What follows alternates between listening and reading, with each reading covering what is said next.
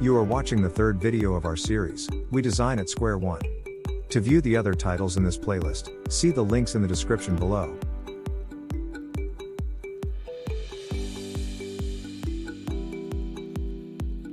To start Phase 3, we need to first confirm that your product is ready for design freeze. We achieve this by ensuring that all electrical and mechanical designs, specification sheets, drawings and bills of materials, as well as all firmware and software are ready for production. In parallel with design freeze, we will begin the injection molded plastic part tooling process with the supplier responsible for making your molds and running production.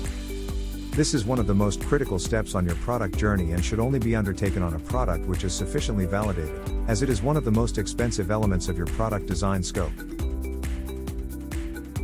Once your tooling is approved and all other materials are in hand, we will build a pilot production batch of devices. These units will be rigorously tested, to ensure they meet the defined product requirements, through a process called design verification testing. Most products require some form of safety and performance testing.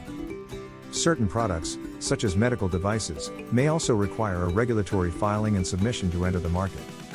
These requirements vary based on the product technologies, complexity, and risk, among other factors.